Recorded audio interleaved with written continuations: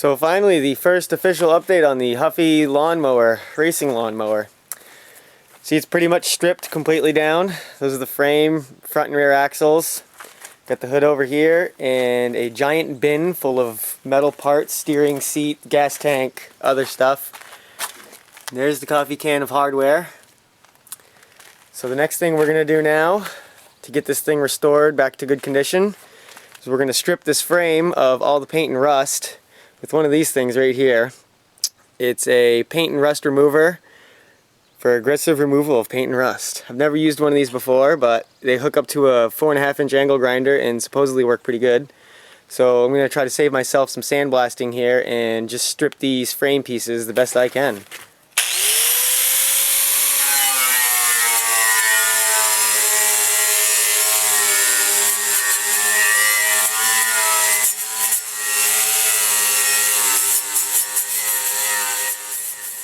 So we got one side of one piece of the frame here all completely stripped. You can see that thing does a pretty good job. I mean, it didn't get down into the deep rust pits, but it took it down to clean metal without really gouging the metal, which is pretty freaking awesome.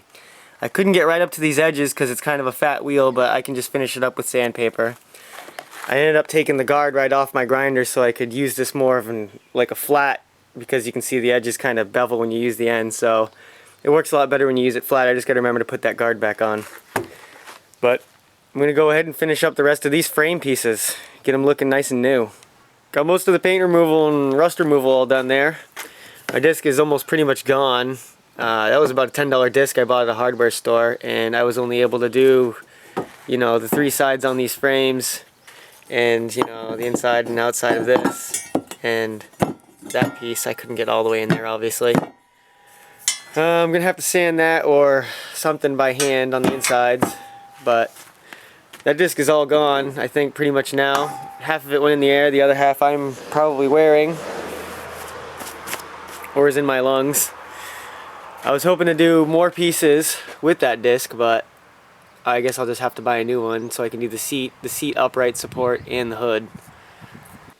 So digging around in my garage, I found something that was useful for cleaning out the insides of these gussets of these frames, and it was just a little, I guess it's like a 4-inch wire wheel on the end of my Hitachi drill. As you can tell, I like my Hitachi tools.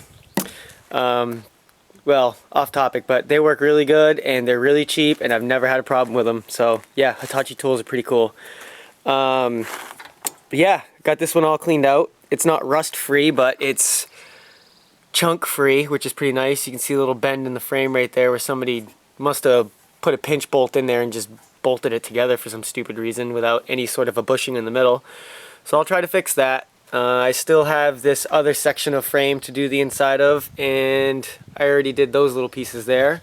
And then I'm going to reassemble this frame and tack weld it all back together so it's nice and stiff and sturdy. So she's cleaned and fully reassembled, all bolted back together temporarily. I'm going to weld on the insides of these frame rails so you can't really see my welds, to try to hide them a little bit. And really the only reasons I'm welding this frame are because the new front end piece of steel is going to sit right up against this piece of steel, so these bolt heads can't really be here. So I have to have some way of connecting this frame together without these bolts. And the other reason is, you can see the back side of this thing, somebody had cut one side shorter than the other. This is supposed to be this little bit of overhang here, and it's missing, so there's only one bolt. So now basically that's kind of some structural integrity gone. That whole tab over on this side is missing, so I'm going to weld this all up in here and across and inside the back. Do the same to the other side and cut this off so it matches.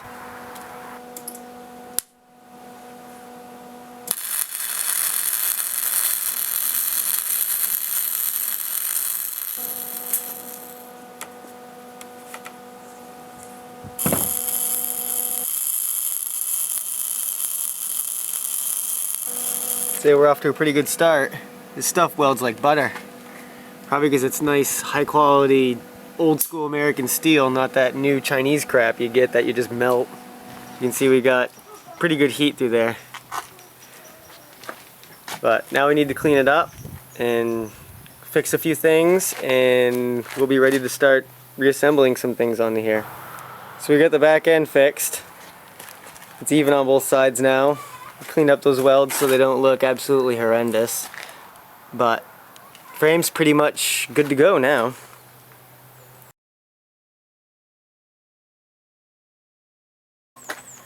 So I kind of want to show you guys the steering setup I've been working on. I spent pretty much a week after work every day working on this silly setup, but the reason I spent so much time on it was I needed a quick release steering that allowed me to remove the steering handlebars and the hood separately, because as it was set up before, you had to remove the steering and the hood all in one piece because it was just all welded together and there was no way to remove it. So I had to cut the old steering apart to get it out, and then I manufactured this new setup, which I'll kind of demonstrate for you right now. Alright, so first things first, you've got your steering shaft here where your tie rods hook up, and this drops down into a new custom bushing I've welded in down here, and you have to drop this little locking collar in, and this is set so when you hook this all up, you lock this locking collar down so you can't pull this steering shaft back out when you're riding around and pull up on the handlebars.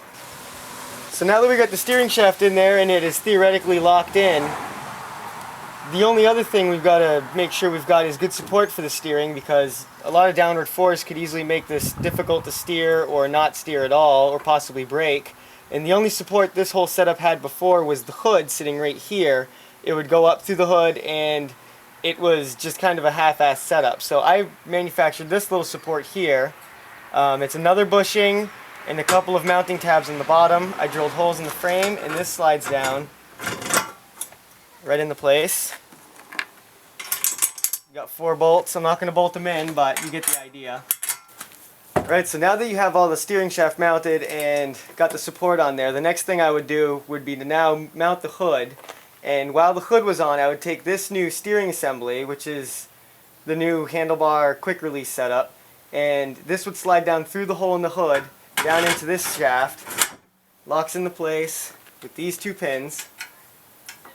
You've got one here, you lock, you're going to slide this up and lock the other one there. I have hitch pins that these lock into place, but I'm not going to mount them right now. And now it is essentially completely locked, and the steering would work, and your hood would be on. And now with that lock ring in place, you go to pull up on this and you can't pull the steering out, and the steering is totally self-contained. Say you want to put it into a vehicle with low clearance, or you want to disassemble, take the hood off to work on the motor, you would pull your 2 pins off these hitch pins, slide the locking pins out, slide the steering off, hood comes off, then you could in theory unbolt this support here, the support comes off, then the whole steering shaft comes out once you unloosen the locking ring that just fell out on the bottom. So that's the new steering setup. Not completely finished, but mostly finished. Alright, so that's pretty much it for today on the old Project Racing mower. We got the frame stripped, we got her all welded together and solid. I showed you the new steering setup and how that's going to go together.